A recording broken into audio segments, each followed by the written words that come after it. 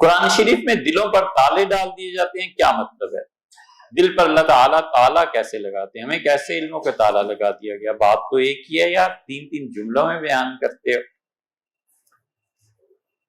اللہ تعالیٰ نے دوسری جگہ اس کیفیت کا ذکر فرمایا ہے، اور اللہ نے فرمایا ان فی ذالک لذکریٰ، ہم نے اس قرآن کے سمجھنے کی صلاحیت اس شخص کو دی ہے، لمن کان لہ قلب، جس شخص کا دل بیدار ہو، او القی السمع وہو شہید، یا جب خدا کی کتاب، خدا کی باتیں کی جا رہی ہوں تو وہ غور سے سنیں۔ اس لیے کہ مشرکین مکہ کی دو عادتیں تھیں بدترین عادتوں میں سے، حضور صلی اللہ علیہ وسلم آ کے بیٹھے اور یہ اٹھ کے اپنے اپنے کمروں میں چلے گئے، اپنے اپنے گھر چلے گئے۔ یہ عملاً اظہار کرنا تھا کہ ہم تو تمہارے ساتھ بیٹھنا پسند نہیں کرتے۔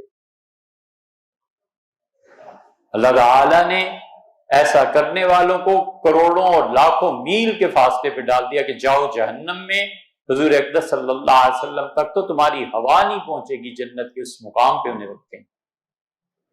اور دوسرے یہ کرتے تھے کہ حضور اقدس صلی اللہ علیہ وسلم جب گفتگو شروع کرتے تھے تو ادھر ادھر کی باتیں آپس میں شروع کر دیتے تھے۔ یہ اس بدبخت حجاج ابن یوسف کا بھی یہی تھا، خطبے کے آخر پہ سیدنا علی رضی اللہ عنہ کو گالیاں دینے لگتا تھا۔ حسن بصری اور عامر الشعبی رحمت اللہ علیہ بڑے تابعین میں سے تھے، وہ خطبے میں آپس میں دوسرے سے باتیں کرنے لگتے تھے تاکہ یہ گالیاں، یہ بک بک اس کی ہمارے کانوں میں نہ آئے، اس لیے کہ سیدنا علی رضی اللہ عنہ کا بڑا احترام تھا۔ تو دوسری حرکت یہ کرتے تھے، اللہ نے کہا کہ القی السمع وہو شہید، جب باتیں میری کی جائیں اور وہ دھیان غور سے سنیں۔ تو جن کے قلب پہ تالے پڑ جاتے ہیں نا، وہ دین کی جب بات ہو رہی ہو تو بھاگتے ہیں کہ چھوڑو اس بات، نفس اکساتا ہے نا، اور بیٹھو تو شرارتیں کرو، اپنی باتیں کرو تاکہ اس کی بات کہیں کان میں نہ پڑ جائے۔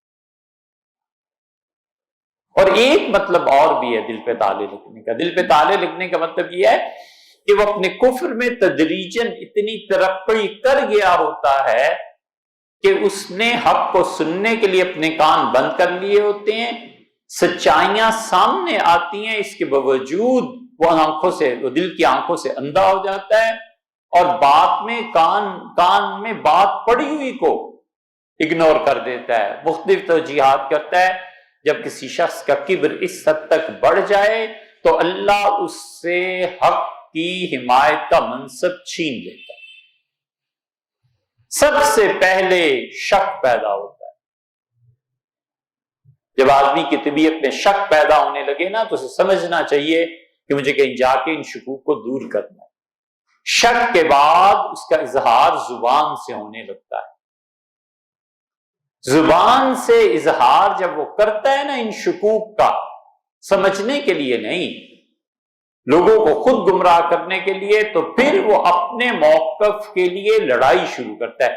تین یہ مقامات جب طے کر لیتا ہے، چوتھا مقام خود ہی طے ہو جاتا ہے۔ اللہ تعالیٰ دل پہ مہر لگا دیتے ہیں، پھر وہ مہر ٹوٹتی نہیں۔ ہمارے ہاں یہ بات جا کے شاید اگر ممکن رہے تو گھر میں بھی بتائیے گا، ہمارے ہاں یہ نفرتوں کی بنیاد پہ جو پرورش ہے نا، اس کا انجام ہے کہ دل پہ تالا لگ جائے، قوم برباد ہو جاتی ہے۔ نفرتیں، بچے کو بھی سمجھنے کی صلاحیت پیدا نہیں ہوتی، اور تمہاری دادی ایسی ہے اور پھوپھی ایسی ہے اور تمہارا چچا ہے اور ایسے اور ایسے اور ہے، اور بچہ اگر کبھی کہہ دے کہ ماموں بھی ایسی، اور پھر دیکھو کیا پٹائی ہوتی۔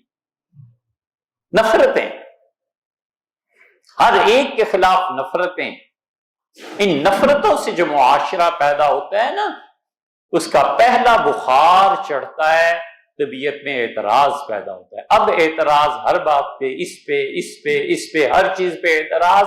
جب حدیث سامنے آئی ہے تو اس پہ بھی اعتراض، اور اگر مسلمان نہ ہو تو اللہ پہ بھی اعتراض، اور مسلمان ہو تو پھر وہ دل میں خدا کو گالیاں دیتا ہے کہ کس گھر میں پیدا کیا تھا، کس قوم میں پیدا کیا تھا، تجھے بھی معاذ اللہ استغفر۔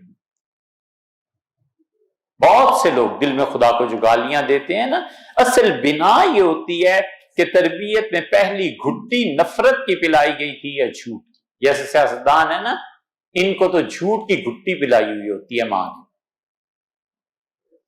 یہ بنیاد ہے دلوں پر تالے لگ جانے کی. تالا لگتا ہے، دین سے بیزاری شروع ہو جاتی ہے، پھر اس کے لیے نماز عذاب ہو جاتا ہے، پھر اس کے لیے دین کی بات سننا عذاب ہو جاتی ہے، پھر علماء کی توہین اس کا مستقل مشغلہ بن وغیرہ وغیرہ، یہ ساری علامات.